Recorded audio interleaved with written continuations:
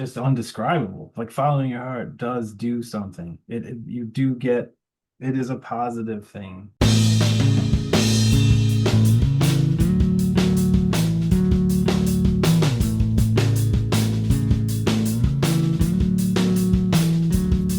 In a Pontiac 600 on Florida side. Welcome to the Marinade, a free-flowing conversation about the creative process with creative people.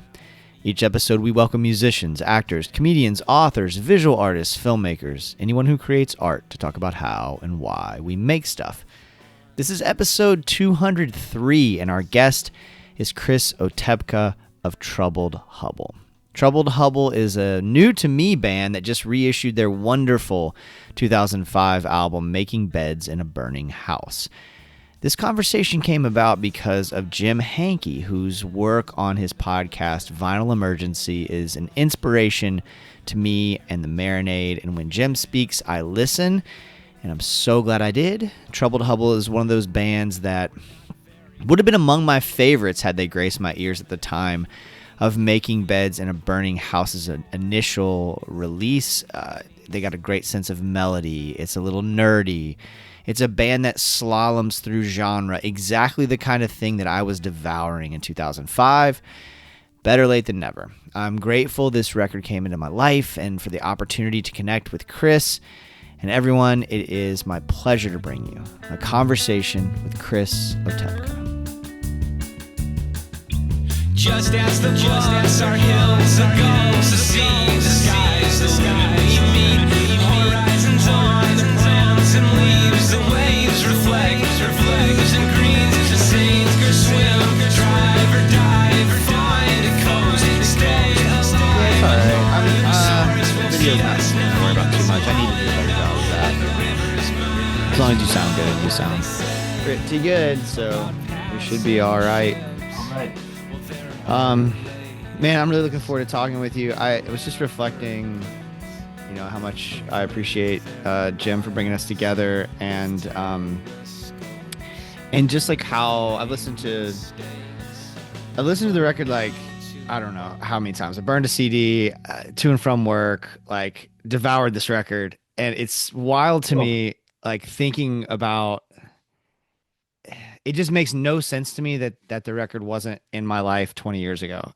It makes no sense. And I think it's wonderful now. I'm grateful that it's, reissued in this way, and that, fresh ears like my own, who at the time was listening to stuff that would have fit in what package you want to put this music in, and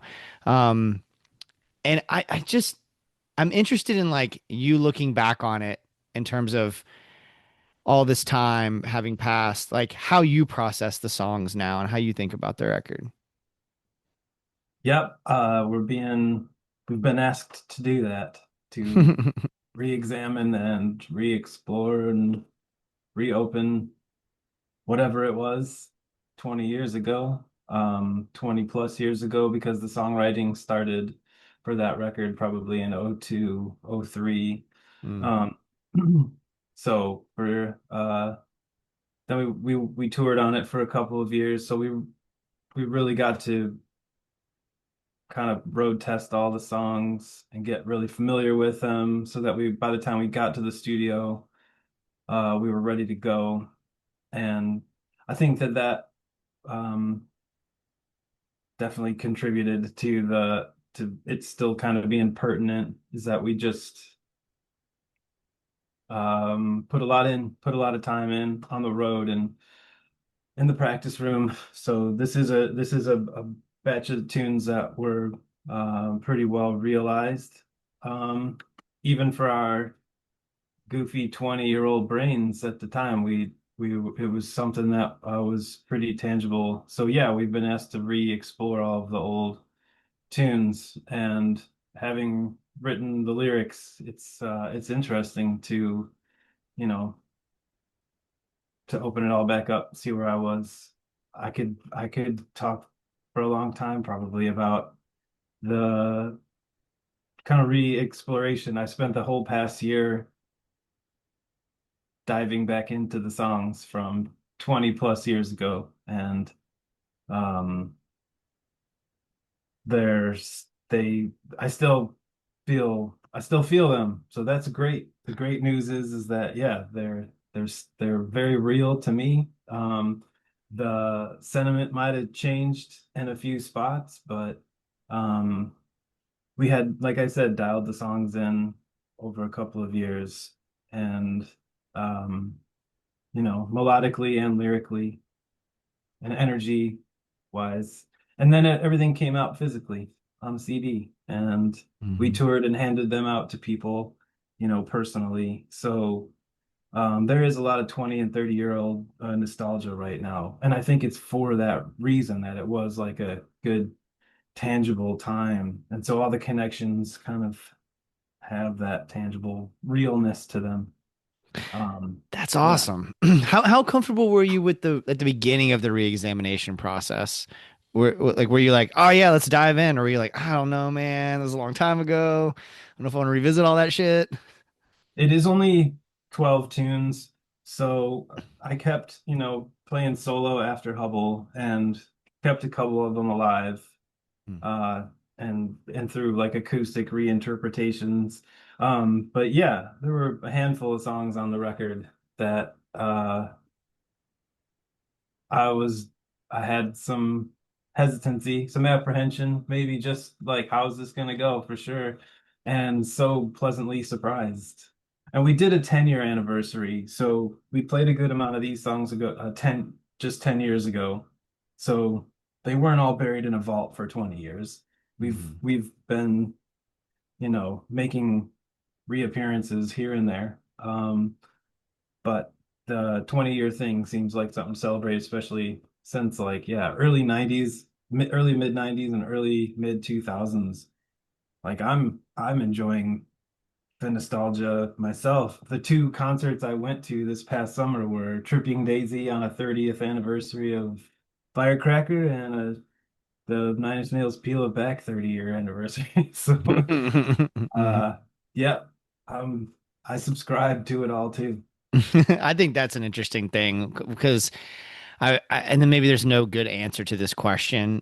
I'm not sure I've come to a good one, which is when I listen to records from the early 2000s. So I was born in 1980. So early 2000s, I'm in my, early 20s and mid 20s when this comes out and listen to a lot of like exploring a lot, a lot of the getting out of my hometown and new sounds are coming to me in a digital world, downloading and putting it on my iPad or on my iPod, and learning all these bands, these wacky bands like the Mountain Goats and bands like Built to Spill that would never have been in my life, if not for the internet, because nobody was like, I didn't have like a cool uncle turning me on to some of this stuff. So it's fun for me. It's really fun for me to hear notes of a lot of that stuff when I listen to your music and to think about that time because when I revisit a lot of those records, I think they hold up. And and this record, which is just coming to me fresh,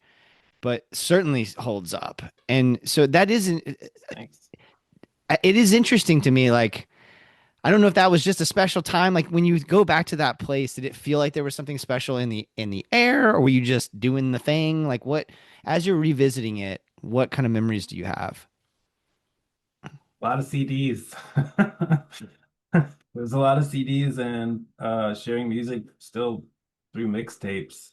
The Troubled Hubble, even in the early 2000s, had a um, physical mailing list, and Mm, we would send out mailers. And before a tour, we asked our mailing list to send us cassette mixtapes of bands they like so that we can listen to them while we're driving thousands of miles crammed in a van together. And so, yeah, looking back 25 years, we have uh, a box of the mixtapes that people mailed us.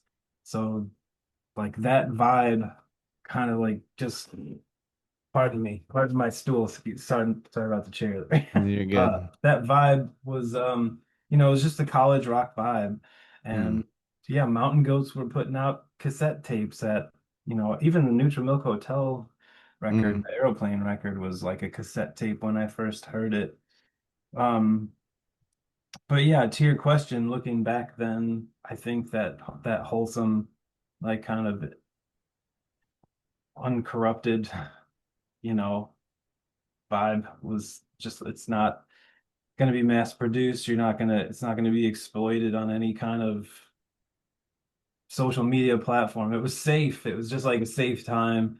Hmm. And like what bubbled to the surface and what kind of, you know, made impacts was like a real physically connected thing where mixtapes were made, college radio was playing CDs, um and we were like, yeah, like I said, hand delivering CDs of art that we made. And so the innocence, or like just I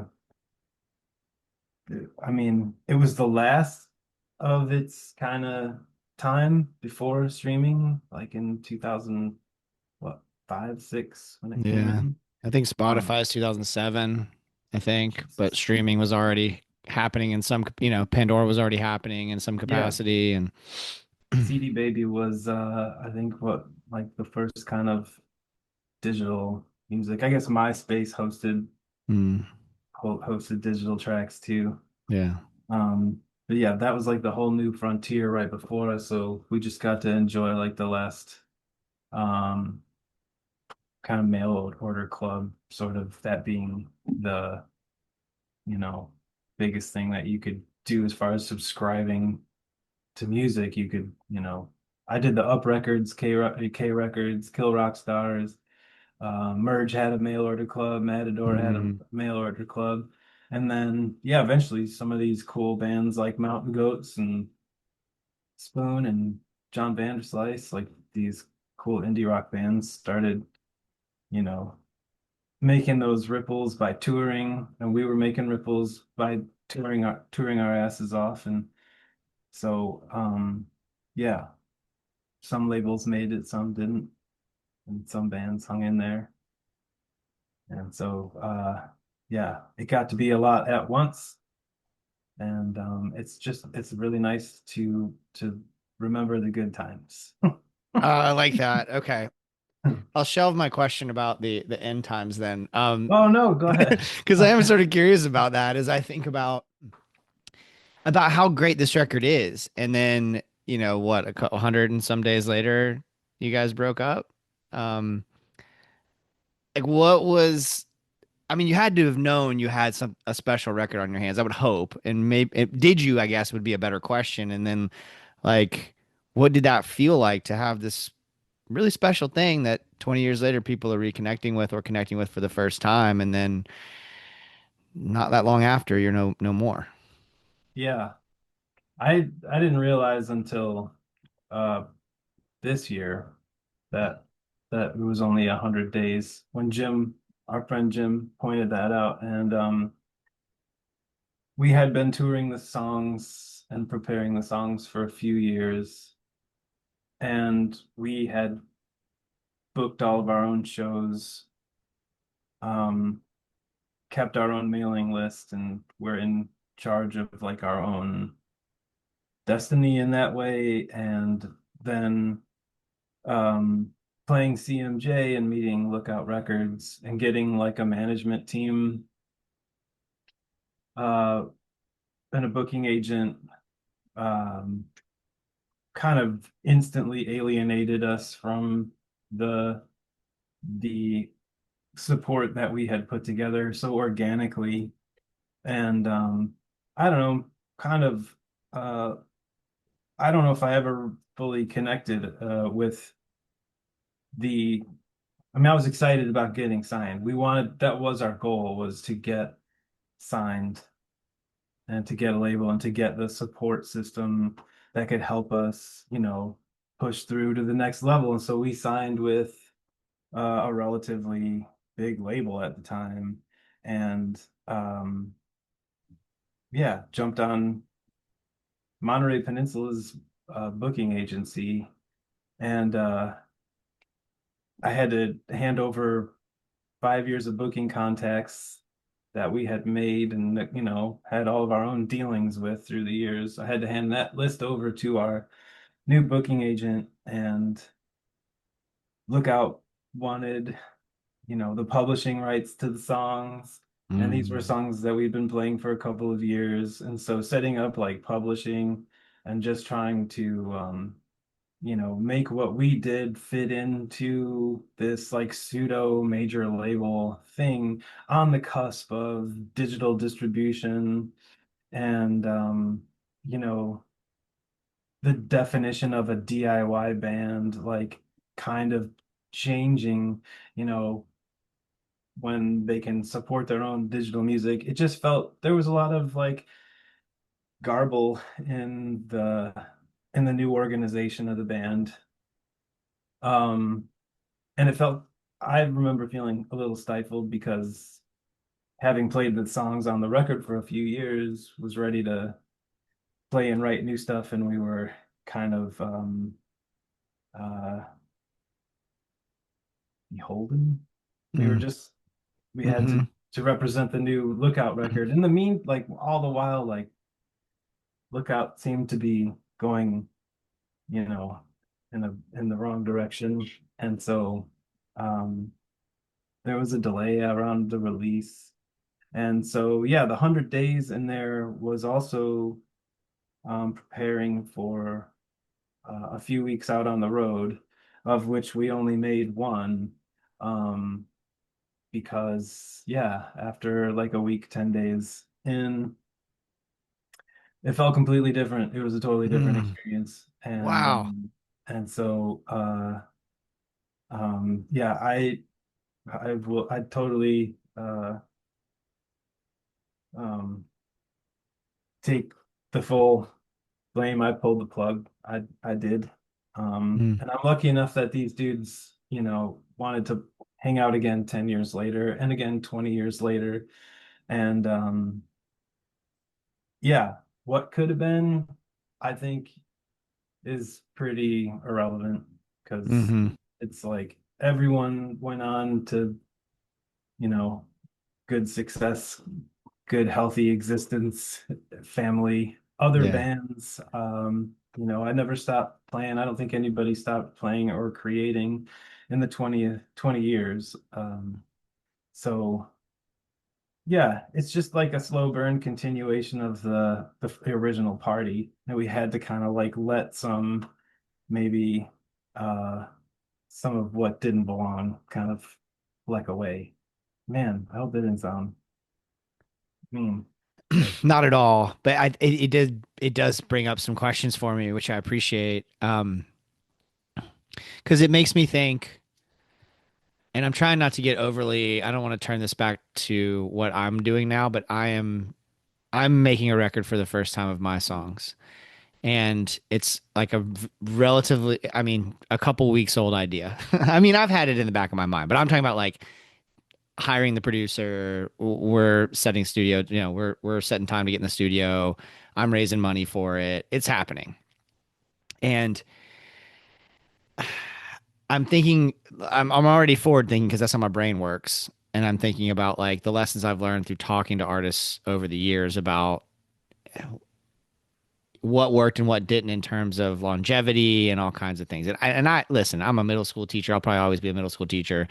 I'm not expecting to like go out and start opening for Jason Isbell, in a week or whatever.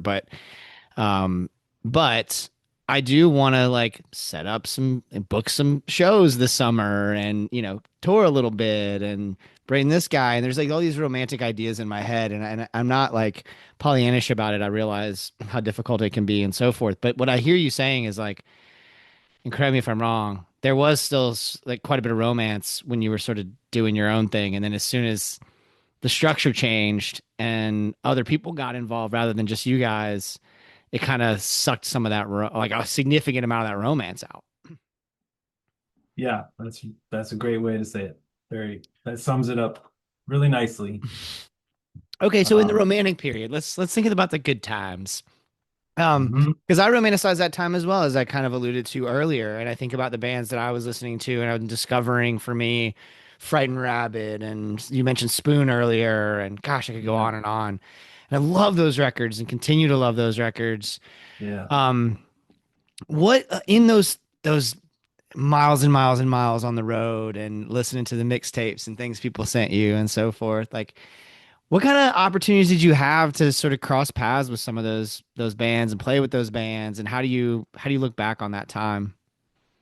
Oh, yeah. Those are some of the most fun memories because yeah, in the 5, 6 years on the road, we played South by Southwest a few times. Um, we would occasionally link up with other management groups or uh venues that knew we would be a draw, and they'd put us together with some fun bands. So we got to play, a few shows with Better Than Ezra back in the day, which Cool. was always really fun. We did get to play with Spoon and John Vanderslice. Um uh Back at Gabe's, and our first show at Metro in Chicago uh was a free Tuesday show opening for Q and Not You, uh, who were who are now coming back, but DC post punk kind of legends. Um, some of the bands that we would tour with and befriend became our heroes too. Mm. Uh, I always looked up to like our peers, Bicycle Day and Hockey Night and Inspector Owl. We had just like a really cool, you know, Midwest pocket between Chicago and DeKalb of really great bands that, there was no shortage of kick-ass bands. Jim Hanke's El Oso, of course, from Milwaukee, as we started expanding, meeting more people in Iowa and yeah, the Bastard. So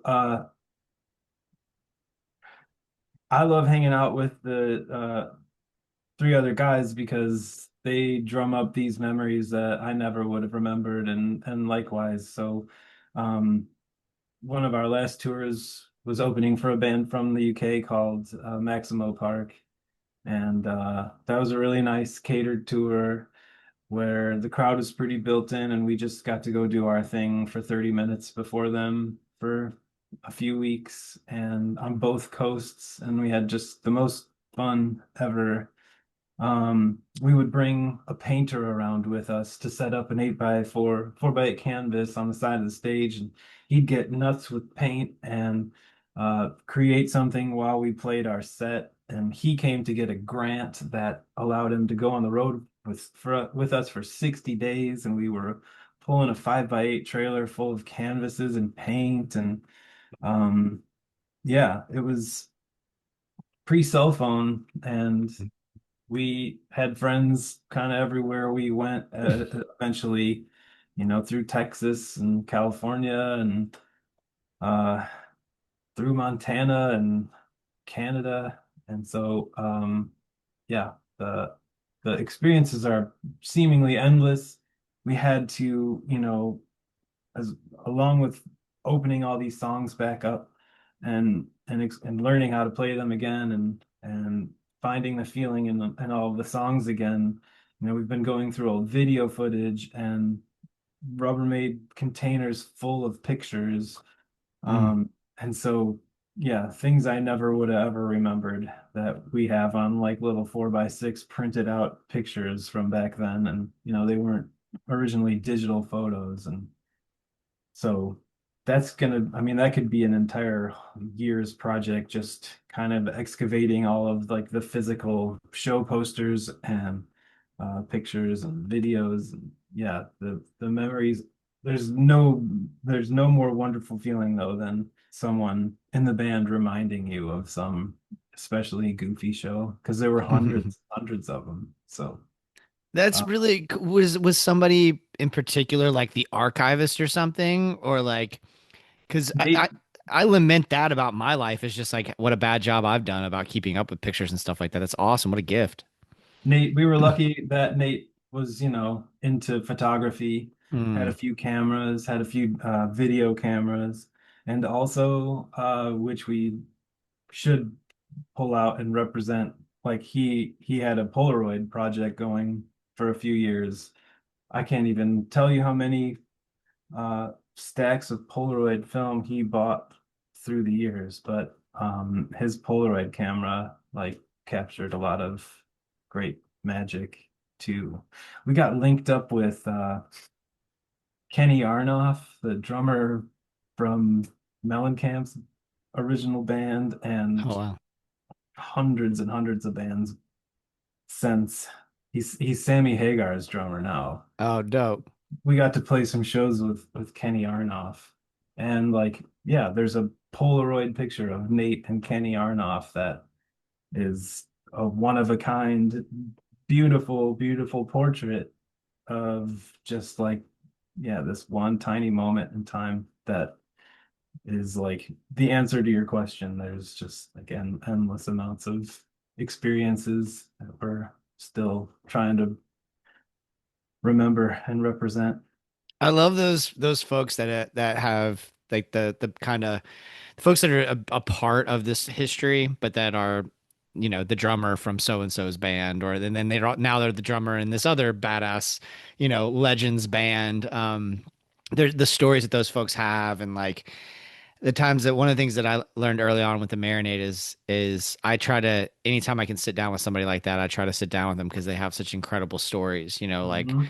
getting to talk with Peter Rowan, who was like in Old and in the Way with Jerry Garcia and was one of Bill Well, Monroe's bluegrass boys, and you know yeah. Ron Thompson, who was on tour with Guy Clark for Oh, 30 cool. years or whatever, you know, and those aren't household Wow. names necessarily, but like the stories that they have and the experiences that they have, so cool to get to, you know, connect with people like that. That's dope that you got to Yeah, you I got saw to you did Steve Poles.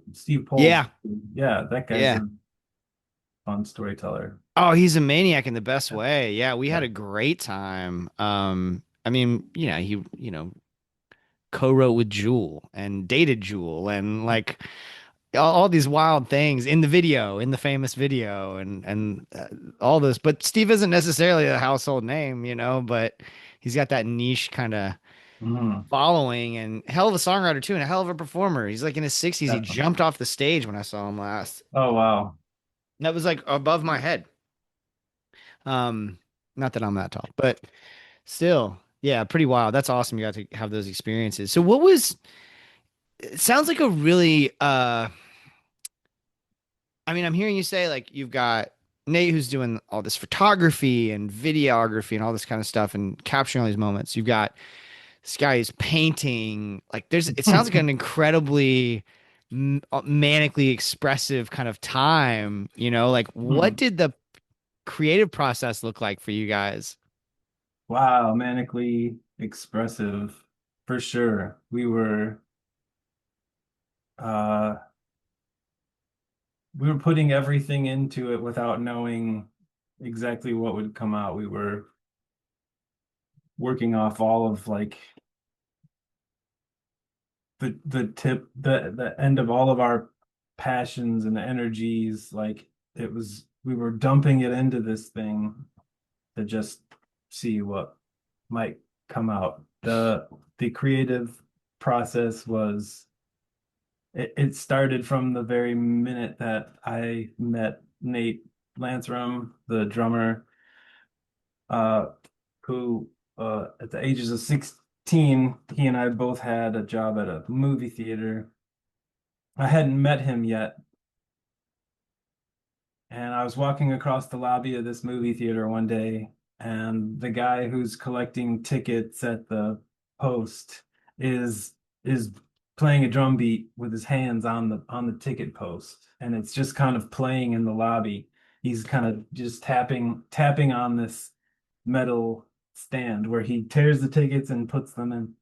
And it caught my ear, and I went over and I made a comment that like I really enjoyed the rhythm that he was playing on the ticket stand there. We're both Oh, cool. 16, 17 years old, just yeah, just new to the road. And it was in that, yeah, that moment. He's like, oh yeah, I play drums. I play a little drums, and I play a little drums, and we have a band, and I have a high school band, and we should hang out sometime. And so, um, I think at the time we were just consuming so much music and so much Mm. film, working at a theater, and um, record stores and buying CDs was just like it's like an obsessive thing. As soon as we could drive, was just trying to you know find the CD of what you heard on the radio. We still had Yeah. MTV. That Yeah. was the first place I heard Built to Spill was late night on 120 minutes Mm. in 97. Um, yeah, I was forever changed at that point for sure. But yeah, it was manic, expressive uh pursuit of the feeling Mm. and getting a little taste playing some kind of more punk rock shows. My first year of school at college was in Chicago at Columbia, and I played in a couple of punk bands and just got to play fireside early on. So once Nate and I were jamming, we got Josh and Nate's brother Andrew to play bass, and um, it was almost like we need the band so that we can play a show at Fireside, so that we can share the stage with some of these bands at Fireside, so we can book Fireside and play Chicago and play Gabe's in Iowa City and the bowling billiard center in Bloomington, where Nate was at school. Um, Mm. so yeah, after just a few hangs, we were writing songs in like 98, 99, and then by 2000 we had a set of songs that we could go and entertain a bar with. So um uh I I suppose the early tunes were, yeah, not so lyrically inspired, but eventually learning how well Nate and Andrew, the rhythm section, can just put down just beautiful rhythms and structures to songs, and Mm. Josh's melodic uh guitar work, like it became a really wonderfully fun kind of container for um some rhythmic lyrics, and being like a folk music and a rap music fan, I started really enjoying kind of stream of conscious lyric writing and placing it in these high energy songs with fun structures that would get people dancing, even though they might be uh, a little bit more morose subjects uh, lyrically. But yeah, it was therapeutic and for all of us in its own special way. And that's like band member and audience for sure.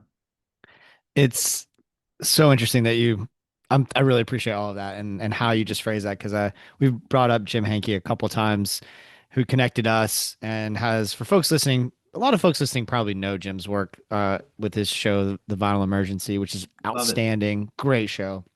Um, and have just a lot of respect for what he does, and grateful that he connected us and that he thought of the Marinade for this project. He wrote the liner notes for this reissue, and beautifully written, and quite the window into the band and the process. And one of the things that I wrote down was a quote where he said, "In anyone else's hands, songs like these might feel a little bit too nerdy. Instead, the music of Troubled Hubble feels entirely human, with all the vigor and folly that entails." And I just think that's so, first of all, gorgeously said, Mm. but also kind of encapsulates what you were just talking about. And I'm wondering if, when you read that, if you kind of had any sort of feelings about that characterization of like the way that the songs are written. That is a beautiful,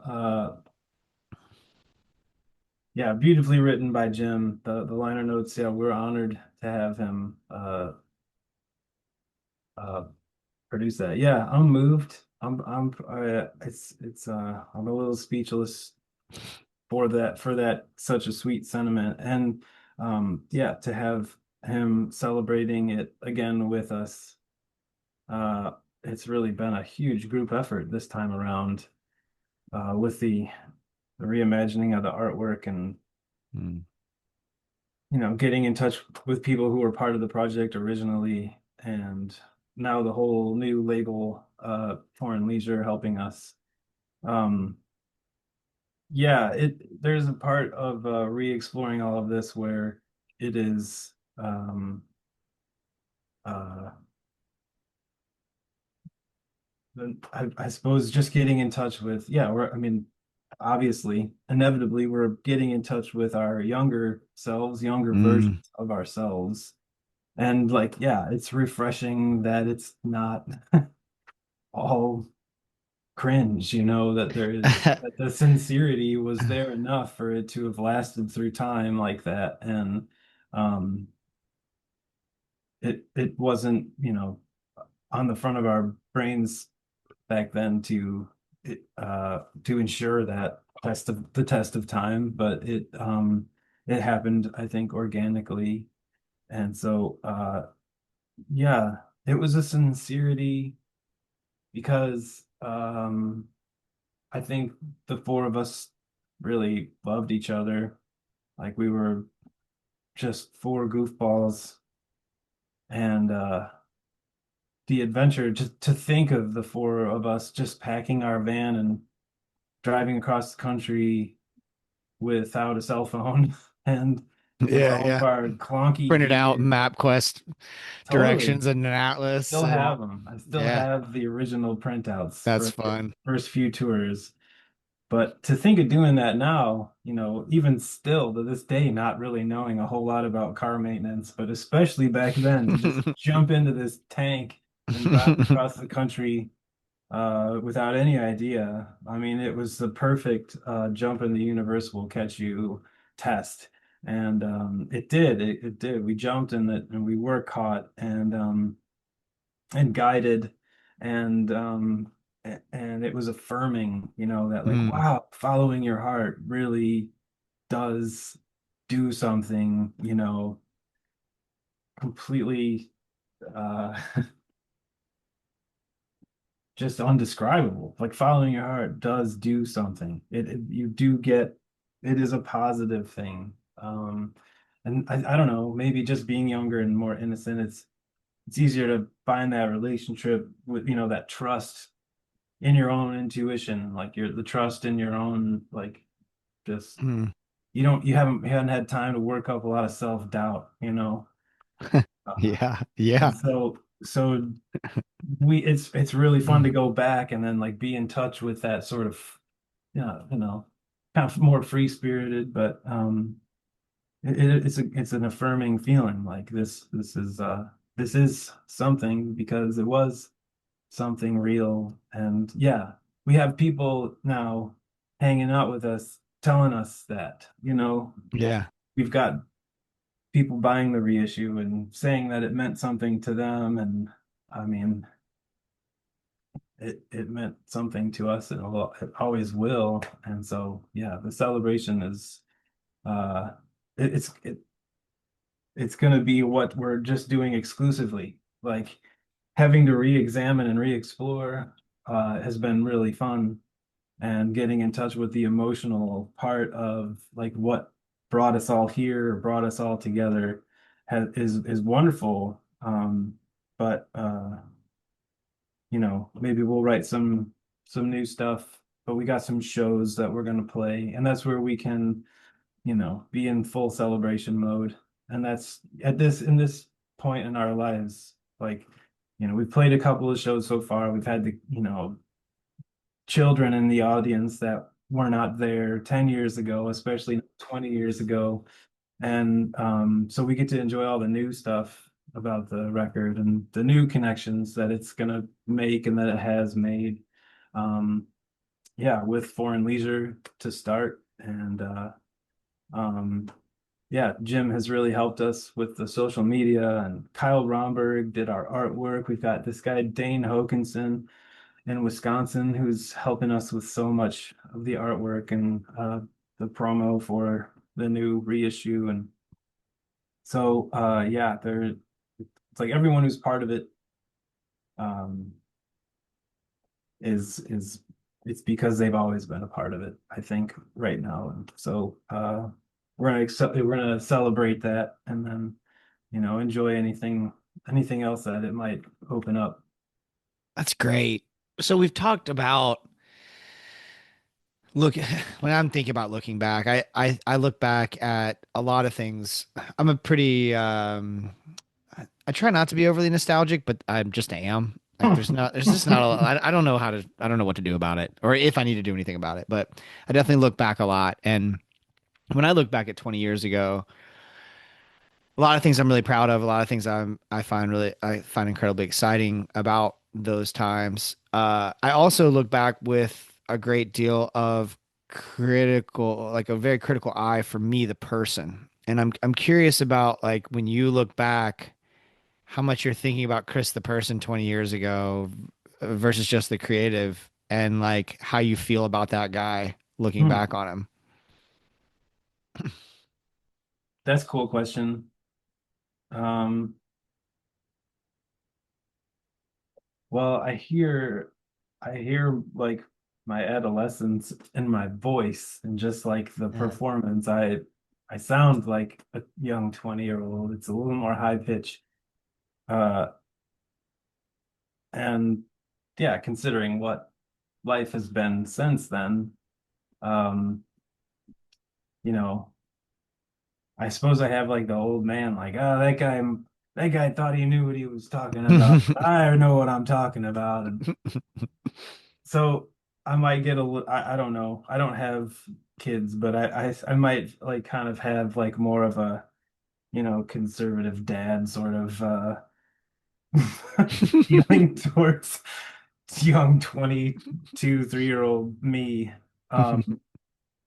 But I'll be damned if I wasn't just like I said, following my heart and working Mhm. my ass off towards, whatever it was. I think it was just wanting to uh, have a creative life and to have Mm. a part of my life, um, a part of my life I could consider an art project rather than, a specific record or a painting or you know, one item I wanted. I know, and I still have maintained it. And, I have the creative part of my life that, is a relationship, like anything. Sometimes it's calling you, sometimes you're calling it, sometimes you're at odds with each other. And, it just through the years you have your ups and downs with your relationship, with your creative life and,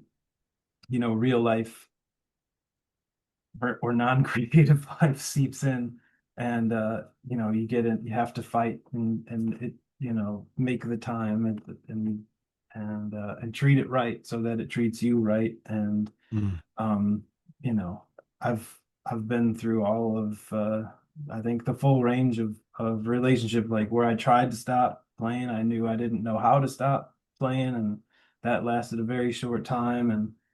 And running back to it, I'm sorry, I'll never leave you. And with other bands too, you have to, explore your role. And then the Mm. Hubble band, originally, you know, the roles changed through the years and things feel nice and organized and more professional than ever with Hubble, which feels good. And this feels good. And thank you for having me on your show. Oh yeah. Uh, Yeah, my pleasure. this is just part of like the relationship with a creative life, or the attempt at like a pseudo or semi-creative existence. I just knew I always wanted that, and Mm. that's not for everybody. And or the intensity level of it is not for, you know, it's different for everybody. So navigating that with other people is always really a fun thing to do because your art gets better for it to collaborate. Um, but it's not always super easy. So staying open-minded and just being grateful, I think, is big part of it. I think I lost track of that question. That was perfect. That was perfect. You didn't lose track at all. If you did, good. That was wonderful. Um, one of the things we start to kind of wrap things up with the question that I have. I'm gonna pause for a second because there's another question that I've been wanting to ask people, and that is in this wild ass fucking world we're living in. Um, I'm seeking community everywhere I can find it. And I'm finding it with the show. I'm finding it with especially music. Um, what like where are you finding that community? And then and or where are you able to foster it yourself? Oh wow. Or are you sucking at it and you're lonely and terrified? Um, That's an acceptable response too. yeah, I gotta figure that there is more intimidation than ever to try to foster your own community. I mean, there Mm. are places you can go and find community, especially these days as you rally for or against things. Uh, but yeah, fostering, fortunately, where I'm able to find that community currently is in my bandmates of 20 years and everyone there associated with the new label and reconnecting with people who are just kind of, resurfacing from 20 years ago and celebrating the record with us. So that's nothing I, take for granted. Um, and it's, a celebration is like a shared thing. So, we're grateful for people checking in and picking up the record and uh also that it, might bring them some kind of joy in these otherwise trying times. Yeah, I'm fortunate and I'm lucky. And that's another thing is that our Hubble stickers, we Troubled Hubble loves you. We were we were a band that would say we love you at the end of our emails or mailing, uh so yeah, we were uh fully accessible, uh fully accessible band and yeah, all are welcome at Hubble shows and that vibe stuck with us through the years. So those people who felt welcome then still feel welcome now.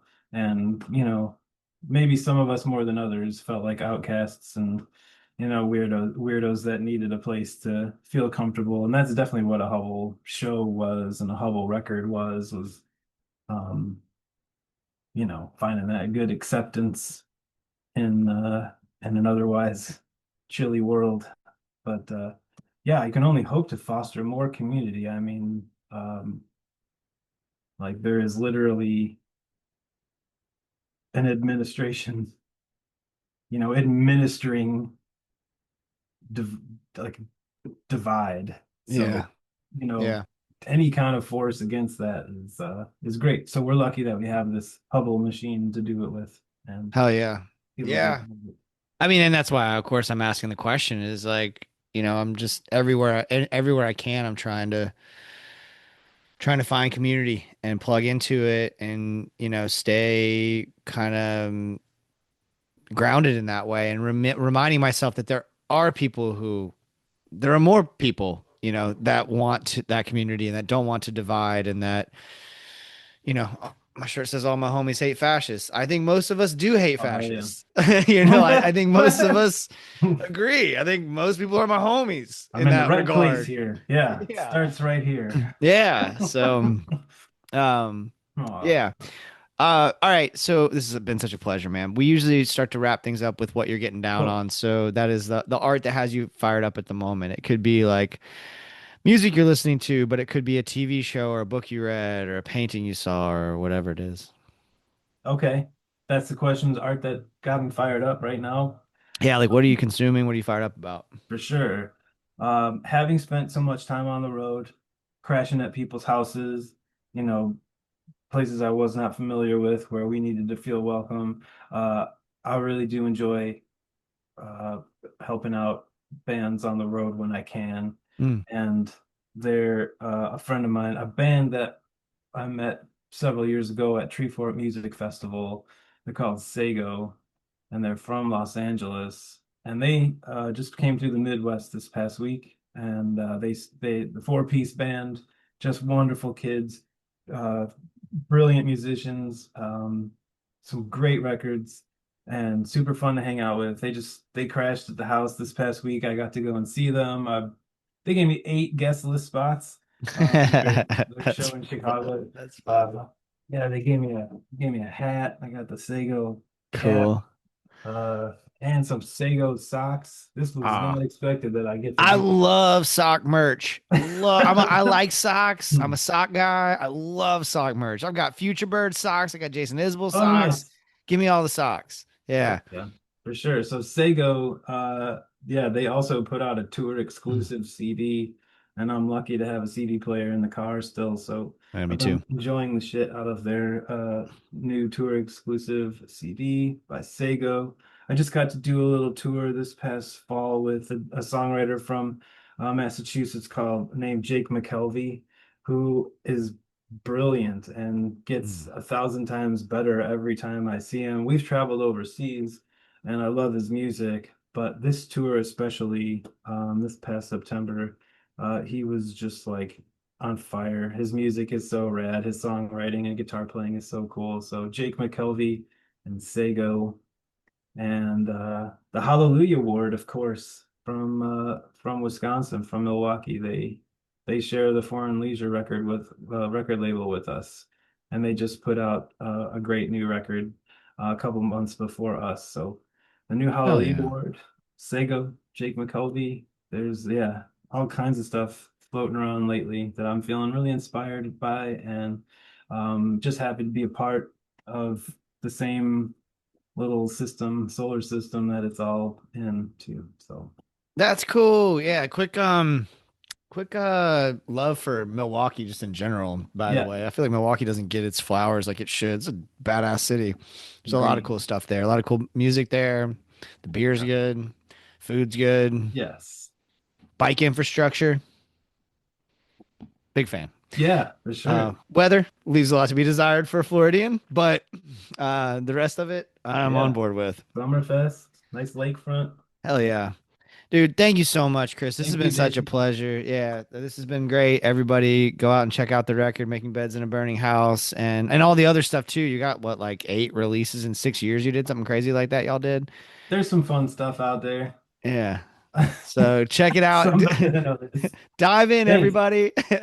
Hey, just it's my birthday today too, so What? It's your birthday? I'm gonna go get some dinner now with my girlfriend. So Hell thank you. yeah. Happy birthday, Hey, man. all Oh right. my God. Thanks for taking time on your Yeah, birthday to do this. Oh my for goodness. I sure. feel so honored. You could have Yeah, thank you, told me, man. fuck off. We can do it some other time, but you gave me such great time and energy. Go enjoy. I'm gonna let you go. Go Thanks. enjoy I'm your looking dinner. forward to sharing this. See. Hell yeah. Awesome. Thanks, man. All right, All right. Jason. All right. Take care. Bye. See ya. Chris Otepka, y'all. Thank you so much, Chris. Thank you so much, Jim, for making this happen. Thank all of you for listening. Head over to Bandcamp to get a copy of Troubled Hubble's 20th anniversary edition of Making Beds in a Burning House.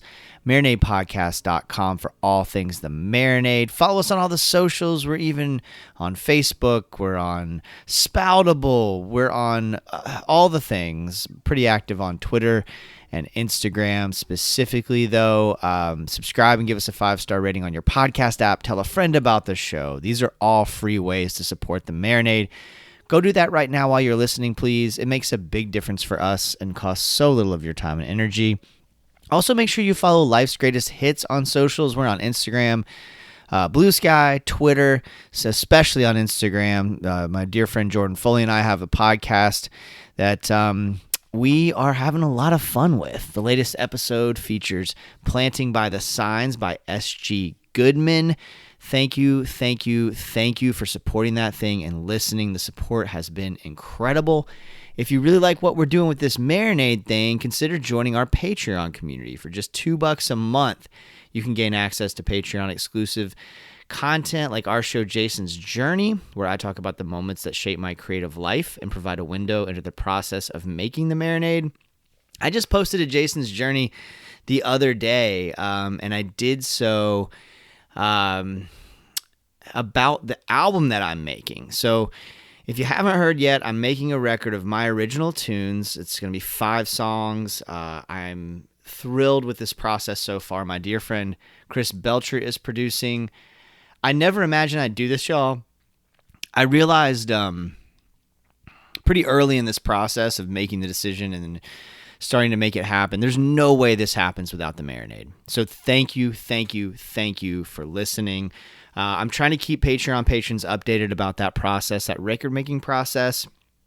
And that's been fun too, just like the support and connecting with people. So check it out. You can try a free trial, see if you like it, no pressure. Try it for 7 days, set a reminder on your phone in case you want to cancel. Keep going if you dig it. It's just $2 a month, y'all. But let's say you just want to support the show financially, but you don't want to commit to a monthly subscription. I totally get that too. You can Venmo or PayPal us. It's just at the Marinade. Folks have been sending us money over there for the record, and I'm so thankful for everybody who has been. Just $1 from everybody who listens and spreads the word about the show would make an enormous difference to make the kind of record that I want to make. We still have a little bit of ways to go to fully fund the record, and then I'd like to raise some more to press physical copies. You know how I feel about physical copies, y'all, and it would be really great to have a CD at the very least, if not a vinyl. Depends on how many people chip in $1.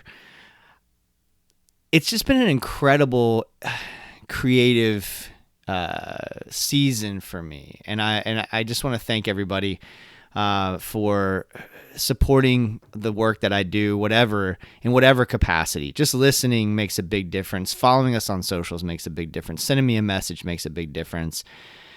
I got a lot of plates spinning right now, but they're all incredibly satisfying. So also thank you guys for being patient with this episode. I've got a little bit of time off coming up, so I'm going to be able to get caught up on some Marinade stuff. But this one took a while to get to just because I'm hosting an open mic once a month now, an original music only open mic in my neighborhood in Orlando. And the response has been overwhelming. We had one last night. There were 14 of us that played. And I mean, the list fills up immediately.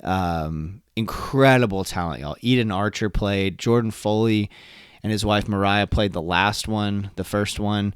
Lexi Long came and played last night. G.E. Brinkley drove an hour to play.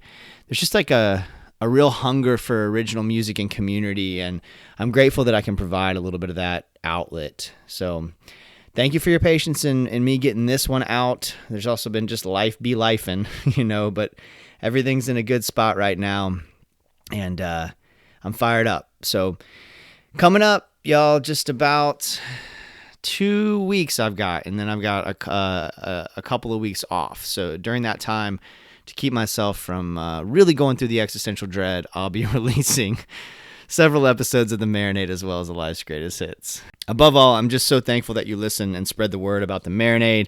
And until next time, go out and create something. Cheers, y'all.